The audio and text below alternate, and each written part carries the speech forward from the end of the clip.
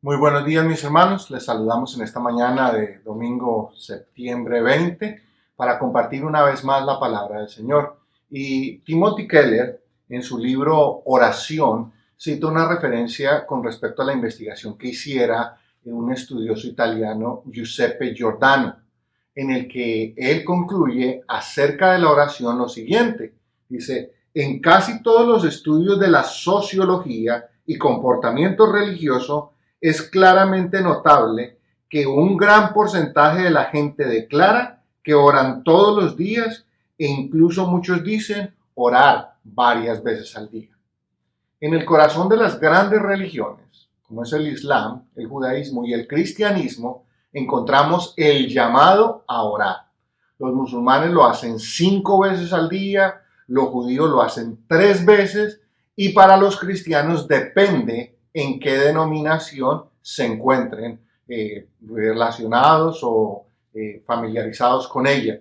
Así que la oración es una ocupación que millones de personas realizan diariamente. Y tengo que ser claro en esto, muchas de estas oraciones son dirigidas a dioses, a diferentes tipos de dioses, y a otras son dirigidas a Dios, al Señor de la Biblia. Dependiendo hacia quién vayan dirigidas, lo cierto es que para nosotros los creyentes ha de ser una de las partes más importantes de nuestra relación con Dios durante toda nuestra vida. Esta fue la manera en que Dios determinó que el hombre mantuviera una comunión estrecha con Él y se pudiera relacionar, porque Dios es un Dios personal. A la misma vez que a través de la oración nosotros podemos rogar por nuestras necesidades. Jesús nos dio ejemplo durante todo su ministerio de la importancia y la necesidad de orar todos los días. Algunos definen sencillamente orar como conversar con Dios. Tal vez usted tenga otra definición que sea propia o que tal vez la haya aprendido de algún catecismo o de alguna declaración doctrinal. En realidad, eso no es lo más importante en este momento. Hay definiciones complejas y teológicas más profundas con respecto a la oración, pero mi intención en esta mañana no es entrar en discusiones teológicas ni tampoco semánticas acerca del significado de la oración y cómo podemos llegar a definirla. Creo que hay otro momento y otro lugar para esa actividad teológica. Por eso la parábola que veremos hoy y que Jesús contó no explica de manera detallada, profunda y paso a paso la oración en todos sus aspectos teológicos. Al contrario de como sí, por ejemplo, lo hace la oración que Jesús nos enseñó y que nosotros hemos denominado como el Padre Nuestro. En ella sí hay una serie de pasos y elementos doctrinales muy importantes. Pero en la parábola que vamos a hablar en esta mañana, la intención de Jesús era, o más bien estaba encaminada a enfatizar la importancia que hay de manera clara y sencilla de cuál ha de ser nuestra actitud al momento de orar. A la hora que usted y yo oramos, Dios no tiene una libreta en la mano en la que va evaluando y marcando si la oración cumple con aspectos tales como, por ejemplo, la elocuencia, le pone un checkmark allí, o la composición gramatical, tampoco, la extensión de la oración, si la oración tuvo una apropiada introducción y una conclusión lógica.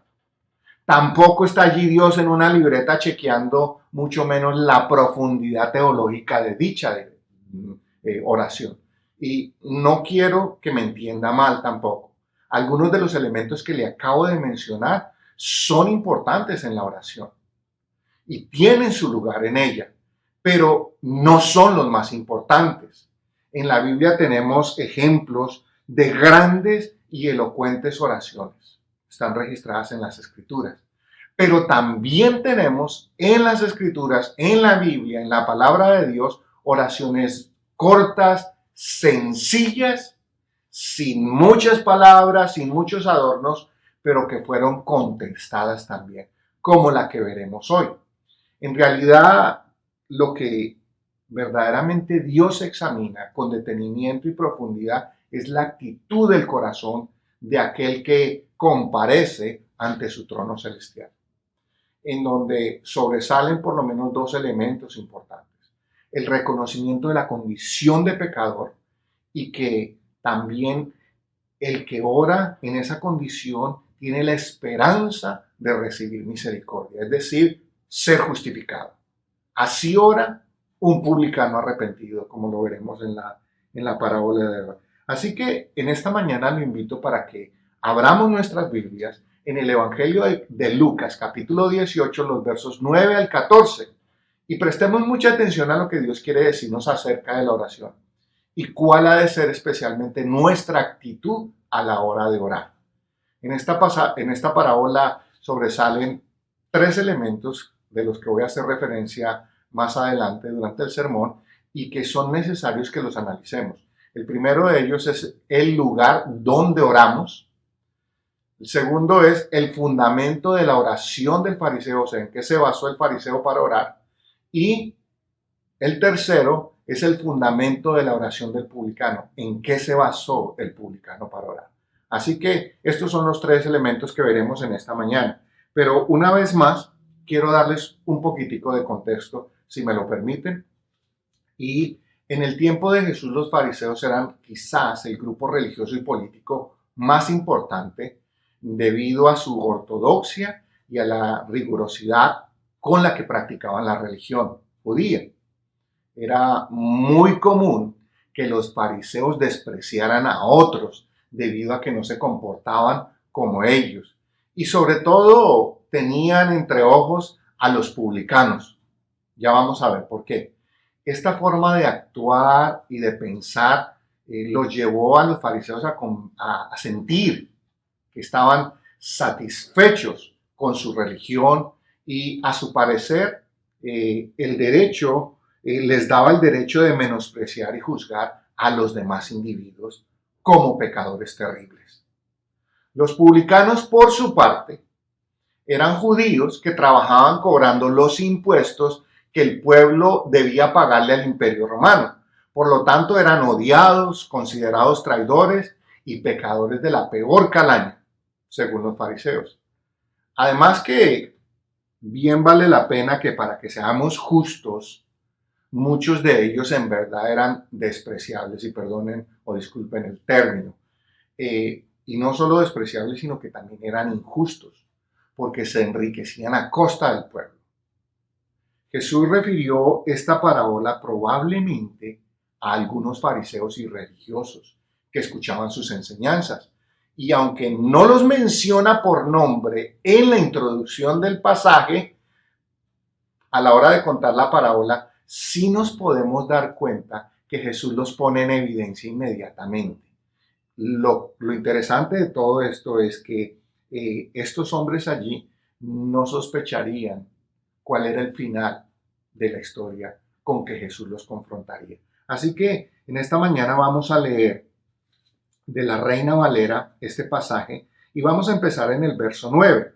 Y mira cómo empieza. Esta es la introducción que Jesús hace antes de iniciar la parábola. A unos que confiaban en sí mismos como justos y menospreciaban a los otros, dijo también esta parábola. O sea que les dijo, esto es para ustedes, sin mencionarlos, o sea que ellos sabían a quién iba dirigido este mensaje. El verso 10, y es aquí donde nosotros empezamos nuestra historia en esta mañana, la parábola dice, dos hombres subieron al templo a orar. Uno era fariseo y el otro publicano. Entonces, vamos a mencionar el primer punto de esta parábola en esta mañana aquí como el lugar donde oramos. En el tiempo de Jesús era costumbre subir al templo a orar. El templo estaba en una colina, por eso todo el mundo tenía que necesariamente subir. El judío debía hacerlo por lo menos 3 veces al día. La primera oración del día era a las 9 de la mañana, la segunda oración era a las 12 del día y la tercera oración era a las 3 de la tarde. Generalmente la oración de las 9 y de las 3 de la tarde eran a las que más la gente concurría. Y debemos recordar, mis hermanos y amigos que nos acompañan en esta mañana, que para el judío esto había sido parte de su tradición religiosa. Ojo, cuando hablo de tradición religiosa es aquello que los hombres mismos nos hemos impuesto, porque no estaba prescrito que oraran 3 veces al día y menos en el templo. Así que tal vez esta costumbre se puede remontar al tiempo en el que Salomón construyó el primer templo que tuvo Israel. Así que una de las razones principales, y esto es muy interesante notarlo, una de las razones principales por la que los judíos subían al templo a orar era porque habían llegado a creer que la oración efectuada en el templo tenía mayor eficacia y mayores probabilidades que Dios la respondiera, debido a que esta era la casa de Dios. Nosotros, de alguna manera, seguimos teniendo la misma percepción al pensar que si oramos en el templo, nuestra oración tiene mayores posibilidades de ser escuchadas. Yo nací en un hogar católico y fui educado en un colegio católico. Y a mí me inculcaron precisamente esa idea, que la oración había que hacerla en el santuario, en el templo. Con el tiempo y la lectura de las Escrituras, he llegado a comprender que lo más importante a la hora de orar no es el lugar, sino la actitud del corazón. Pero quiero hacer una advertencia, tal vez, o un paréntesis mejor. No quiero que me interprete mal, porque entonces esto no quiere decir que la oración comunitaria o la oración que hacemos en el templo no es importante. No, incluso tal vez esta sea la excusa que algunos quieran utilizar para no asistir al servicio de oración semanal. Claro que la oración en el templo es importante, pero, y además de importante, es vital para nuestra comunión con Dios, con nuestros hermanos, porque esa importancia no radica en que la estamos haciendo en el templo, sino que nos reunimos como los hijos de Dios y entonces como hijos de Dios derramamos nuestro corazón delante de Él, nos humillamos, nos rendimos y clamamos a Dios y expresamos nuestras necesidades, intercedemos los unos por los otros y así esperamos que Dios conteste nuestra oración. Esa es la importancia de la oración comunal o comunitaria en el templo. Sin embargo, Jesús en el Sermón del Monte, en el capítulo 6, dice que no debemos orar como los hipócritas. Y recuerde esto, a los fariseos se les tenía por hipócritas. Porque dice Jesús en el Sermón del Monte que ellos aman orar en las sinagogas y en las esquinas para ser vistos de los hombres. Así que Jesús nos exhorta en ese pasaje del Sermón del Monte en Mateo a que entremos a nuestro lugar secreto y allí oremos en privado. Elevemos nuestra oración a Dios en privado. Entonces, hay un tiempo para la oración comunitaria y hay un tiempo para la oración privada. Jesús no le critica a los fariseos ni a los judíos que oraran en las sinagogas, ni que oraran en las esquinas. Lo que Jesús les critica es la hipocresía y las intenciones con las cuales lo hacían, porque claramente nos deja entender que ellos lo hacían para ser vistos de los hombres, admirados por los hombres. Entonces, el propósito de aquellas oraciones no era agradar a Dios o rendirse delante de Dios, sino, por el contrario, exaltarse a sí mismos. Jesús, entonces, por eso, deja claro el punto. Aquí también, y nosotros debemos tener clara nuestra posición con respecto a esto. Déjenme resumirles tal vez entonces.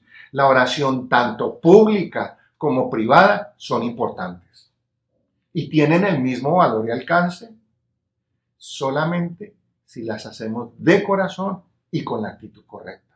Eso es lo primero que debemos notar en este pasaje. Como veremos al desarrollar esta historia, estos dos hombres fueron al templo a orar, pero solo uno de ellos fue escuchado y el otro no. Nada tuvo que ver ni su filiación religiosa, el uno porque era fariseo, ni su postura corporal porque al orar estaba de pie, tampoco su ubicación en el templo, porque estaba en la parte de adelante del atrio, mucho menos el contenido teológico, porque empezó su oración dirigiéndose a Dios, ni tampoco la elocuencia con que este individuo expresó su oración. Te doy gracias. No, para Dios lo único importante fue la actitud con la que fueron al templo a orar. Cada uno venía con una actitud en el corazón. De igual manera, para nosotros, para usted y para mí, ya sea que utilicemos aquí figuradamente, subamos al templo, vayamos a la iglesia a orar, o estemos en nuestra habitación, o quizás en la banca de un parque, o quizás mientras caminamos, o en cualquier otro lugar que nos encontremos.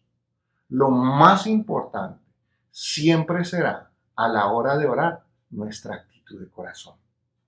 Eso es lo que verdaderamente cuenta para Dios. Y eso es lo que hace la diferencia cuando nos dirigimos a Dios en súplica, la actitud de nuestro corazón. Quiero que tenga esto en mente porque este va a ser el centro de nuestra predicación al final.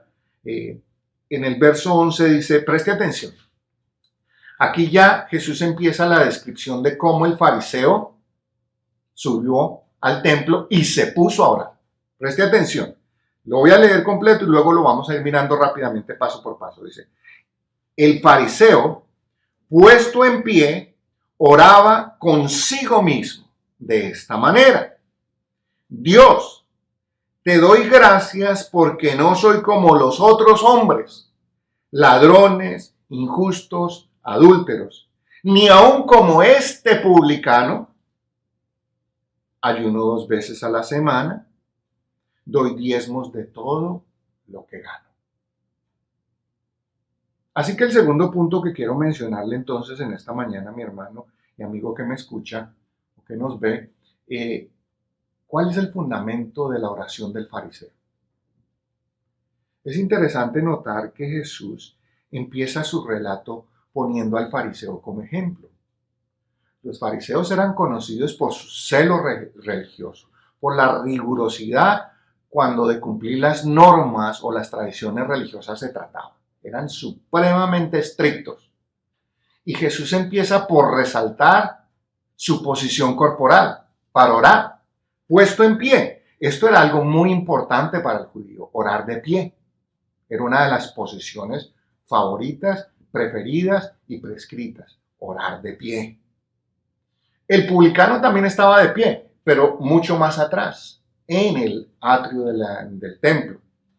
Y así que lo primero que quiero notar, que todos notemos aquí en esta mañana, es que la posición corporal no hace mayor diferencia. Lo que verdaderamente hace diferencia es la posición del corazón. Tal vez usted pueda orar de pie, mi hermano, con la cabeza inclinada. Tal vez usted decide hacerlo de rodillas, está bien. Tal vez usted prefiera hacerlo sentado, también está bien. No hay una sola posición, no es que si usted ora de rodillas va a ser escuchado mejor. No estoy diciendo que no sea importante hacerlo. Estoy diciendo que lo más importante es la actitud del corazón. ¿Okay? Jesús señala y continúa y añada un hecho sorprendente. ¿Cuál es ese hecho sorprendente que Jesús señala en este pasaje? Dice, oraba consigo mismo. ¿Nota? Eso dice la versión original en el griego. Oraba consigo mismo o para sí mismo. Este fariseo no vino a orarle a Dios, vino a orar a sí mismo. O sea que este hombre no vino para orar a Dios y así humillarse y derramar su corazón delante del Señor y reconocer su condición de pecador, sino para satisfacer su propio ego y sentirse justo en su propia opinión. El fariseo le dio supuestamente gracias a Dios. Él no vino para pedir o suplicar. Si usted vuelve a leer la oración que menciona Jesús, el fariseo no pidió absolutamente nada. No le pidió nada a Dios. Según él, era una excelente persona. Según su propia opinión, o por qué llegó a esta conclusión más bien, porque dice que no robaba, que no era injusto y que no era adúltero. Y que además no era como aquel publicano. O sea, hagámonos una pregunta. ¿Cuál era la medida de su perfección? O sea, ¿con quién se comparó el fariseo? Con los otros hombres. Y en especial con el publicano, el que todo el mundo tenía por un pecador terrible. Si yo me comparo, mis hermanos, si yo me comparo, por ejemplo, con Pablo Escobar o con el Chapo Guzmán o con Bin Laden, obviamente yo voy a salir como una santa paloma. ¿Por qué? Porque esos hombres sabemos que han sido hombres terribles, criminales, todo esto. Pero el asunto aquí es que mi estándar y mi medida, al igual que la suya, no son los hombres que nos rodean, sin importar qué tan pecadores sean. Si ese es el caso, que usted escoge a uno de los hombres pecadores alrededor suyo, su estándar es muy bajo. Porque nuestra medida de rectitud y santidad es Cristo. Y cuando me comparo con la medida de Cristo, me doy cuenta que no soy más que un terrible pecador que merece la justa ira de Dios.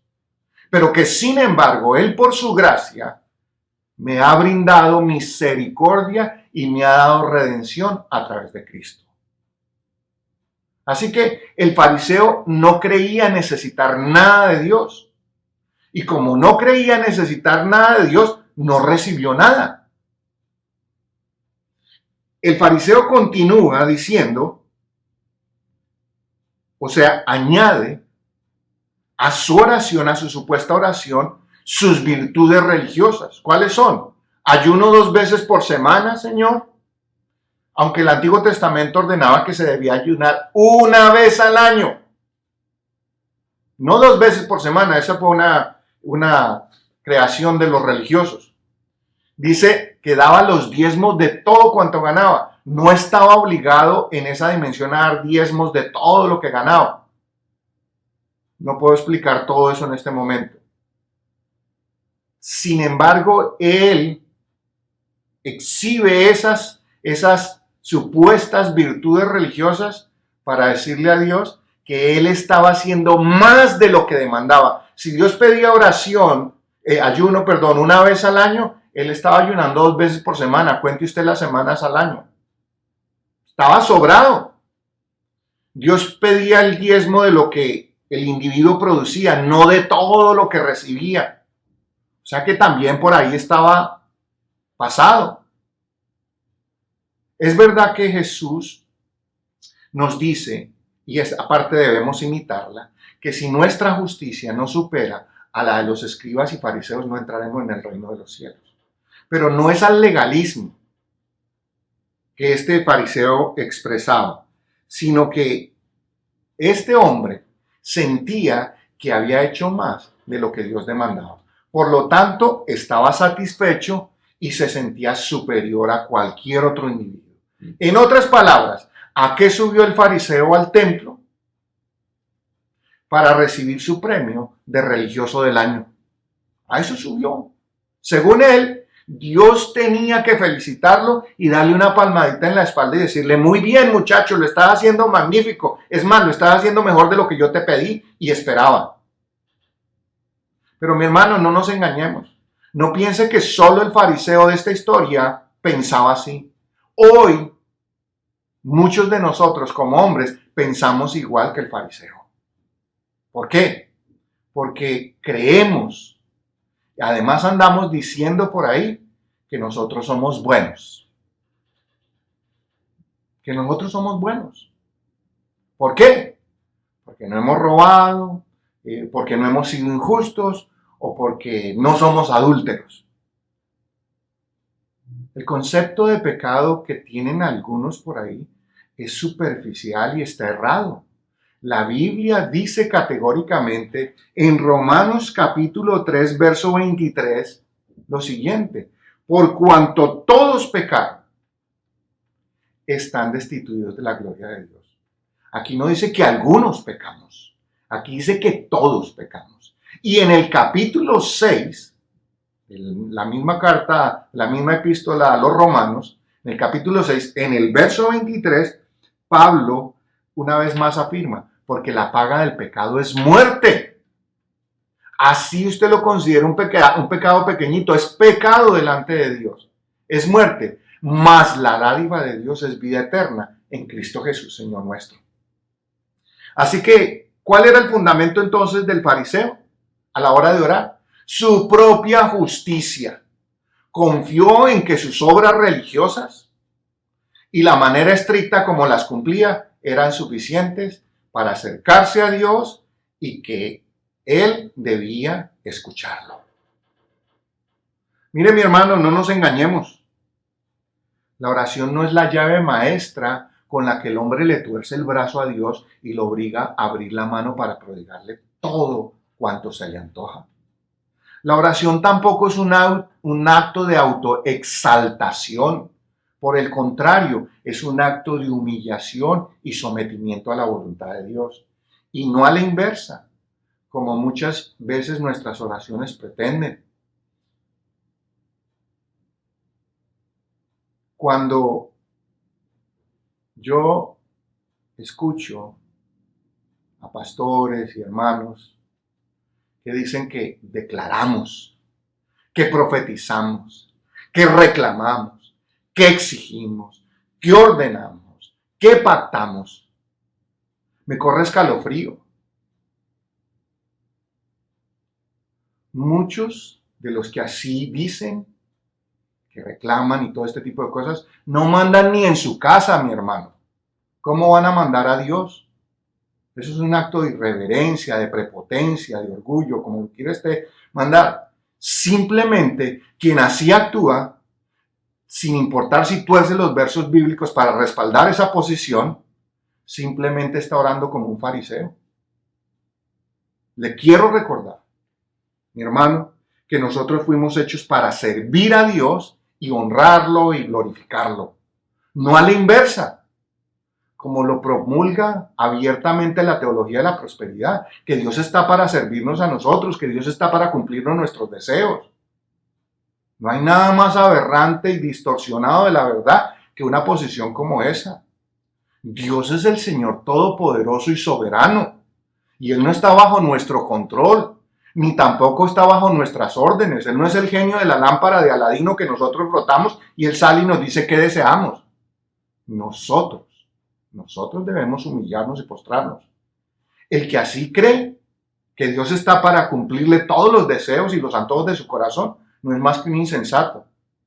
Y con su oración ofende a Dios y como resultado no recibe ni siquiera la misericordia de Dios. Porque esta parábola así lo dice. Este hombre que así oró se fue a casa sin ser justificado. Es más, podríamos decir que se fue peor de lo que subió al templo. Verso 13. Mire la diferencia. Quiero que note la diferencia. Mas el publicano, estando lejos, no quería ni aún alzar los ojos al cielo, sino que se golpeaba el pecho diciendo: Dios, sé propicio a mi pecador. Ahora, el tercer y último punto que le quiero mencionar en esta mañana es: ¿cuál es el fundamento de la oración del publicano? Jesús intencionalmente dejó al publicano para el final de la historia, porque según los fariseos, el publicano debía ser el villano de la historia. Resulta que según Jesús, y la forma como él narró esta parábola, el publicano es el héroe, es el personaje a admirar, es el personaje a imitar. ¿Con qué propósito lo hace Jesús? Con chocar, con producir en los fariseos, en los escribas y en los religiosos que estaban allí un impacto que jamás olvidarían. Y yo espero que nosotros también en esta mañana ojalá tengamos el mismo impacto. Que tenemos que revisar nuestra oración y cómo la hacemos. Si nuestra oración se centra en Dios y en aceptar nuestra culpa y en suplicar misericordia, entonces estaremos orando como publicanos arrepentidos. El publicano también estaba de pie. Mire el texto y verá, compare los dos pasajes y lo va a poder ver. El publicano también estaba de pie, pero a la distancia. ¿Qué significa esto? Este acto simbólico expresaba que no se sentía digno de estar más cerca del lugar santísimo, del lugar santo siquiera, en el templo. No se sentía digno de estar allí en aquel lugar. Pero no solo era su ubicación en el atrio, sino que además era toda su actitud. Dice que no quería ni aún alzar ¿qué? Sus ojos. Parece que el fariseo tenía sus ojos puestos hacia el cielo y conversando de tú a tú con Dios. Este hombre publicano, pecador terrible, no quería ni siquiera alzar sus ojos.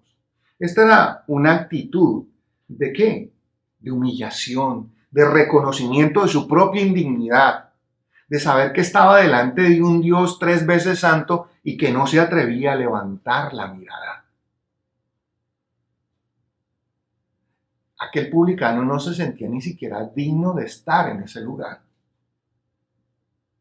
El publicano reconoce al golpearse el pecho su condición de pecador, acepta su culpa, no le está echando la culpa a nadie más, está diciendo por mi culpa, y creo que esa fue una de las oraciones o más bien rezos que nos enseñaron en la Iglesia Católica, el yo pecador por mi culpa y por mi gran culpa. Hasta ahí vamos bien. Lo demás, pero no voy a entrar en debates. El asunto es que para el judío golpearse el pecho significaba reconocer que era el único responsable de su pecado. Y que entendía, o por lo menos intentaba entender, cuánto dolor le había producido ese pecado al Señor. Él, al golpearse el pecho, expresaba su angustia, su necesidad. Y preste atención a la oración que hizo este publicano. No es muy larga, es bien corta. Dice, Dios, sé propicio a mí, pecador. Ahí terminó la oración. No se comparó con nadie más, no dijo que hacía obras de caridad, nada. Espero no equivocarme en esto, mis hermanos, pero estoy seguro de que esta es una de las oraciones más cortas que hay en la Biblia y una de las más eficaces registradas en la Biblia. La de Pedro, que se nos narra en Mateo capítulo 14, el verso 30, es considerada la oración más corta que hay en toda la Biblia, porque en ese caso, cuando Pedro se estaba hundiendo al salir de la barca, dijo, Señor, sálvame. Así que sería justo decir que Jesús está haciendo una ilustración por medio de una parábola, es verdad. Pero también recordemos que Jesús es Dios. Y si afirma que aquel hombre fue justificado en el relato, no me cabe ninguna duda a mí, y a usted tampoco le debería, de que en la realidad es igual. La manera autoritativa en que la parábola termina nos permite deducir que Jesús estaba hablando como Dios. La base entonces sobre la que el publicano oró, ¿cuál fue? No fue su propia justicia, ni tampoco el exhibir el cumplimiento estricto de sus obligaciones religiosas, ni tampoco utilizó el argumento que sí, es verdad, Señor, yo soy un publicano malo, pero hay otros publicanos peores que yo. No.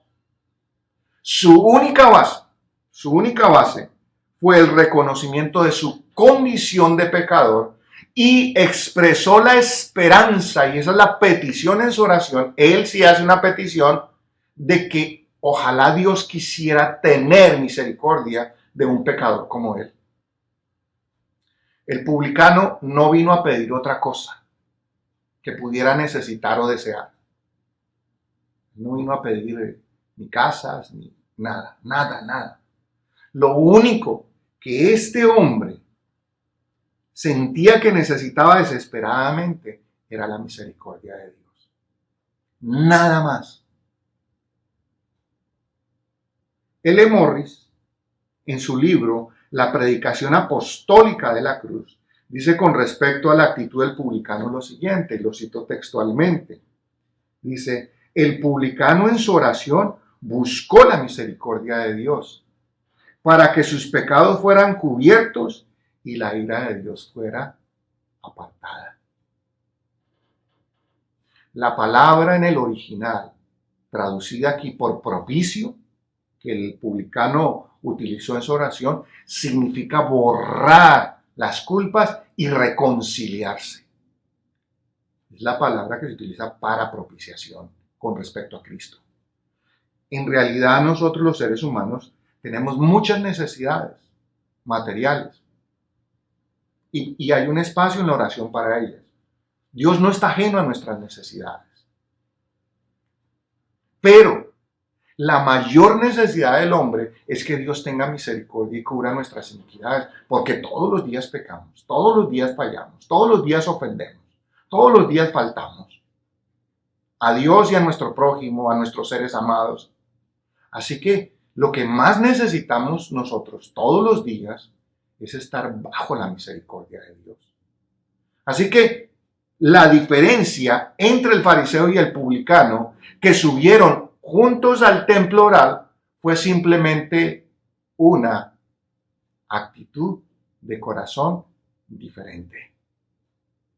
Porque de resto fueron semejantes. Verso 14, ya para ir concluyendo. Dice esto, os digo que éste descendió a su casa justificado antes que el otro.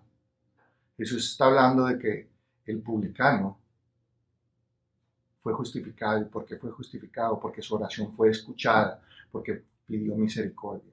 Y la parábola concluye de manera chocante, así como empezó, para todos aquellos que estaban reunidos allí en torno a Jesús, ya que para muchos de ellos el modelo a seguir era el de los fariseos. Pero resulta que según Jesús, el verdadero modelo en cuanto a la oración y en cuanto a la actitud a la hora de orar fue el publicano.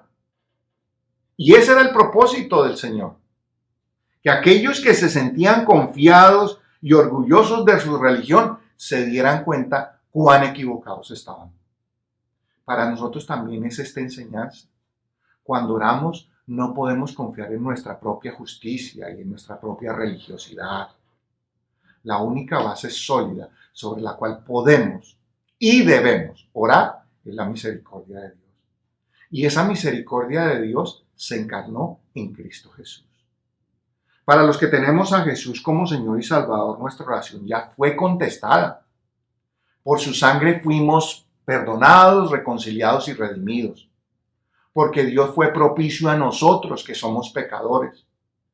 Y nos hemos ido a casa justificados.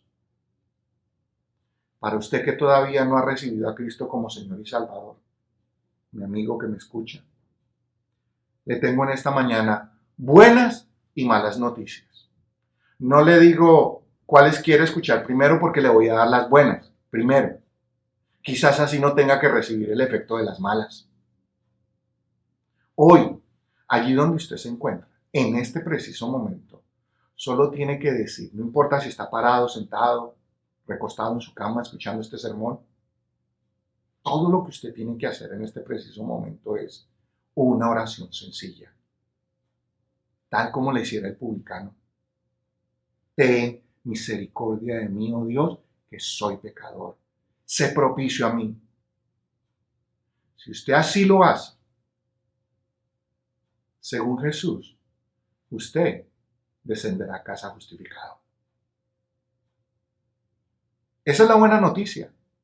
La mala es que si usted deliberadamente continúa ignorando el llamado de Dios, significa que usted ha decidido seguir intentando actuar como lo hizo el fariseo, confiando en su propia justicia y en sus habilidades religiosas. Pero que quede constancia que si así lo hace, usted también descenderá a casa como el fariseo de esta historia, sin justificar, es decir, sin ser perdonado. No importa cuántas veces al día ore, 5, 3, 10, 20, ni cuántas veces vaya a la semana al templo, a su iglesia, como lo quiera llamar. Si no cambia la actitud de su corazón, seguirá en su misma condición. Ahí donde está, lo invito a que en esta mañana hagamos una breve oración nuevamente. Padre amado, en esta mañana solo queremos pedir que por favor tengas misericordia y que seas propicio con todos nosotros que somos pecadores. En el nombre de Jesús te lo pedimos y con la unción del Espíritu Santo te damos las gracias. ¿Sabe cómo termina esta historia? Porque cualquiera que se enaltece será humillado y el que se humilla será enaltecido. Amén.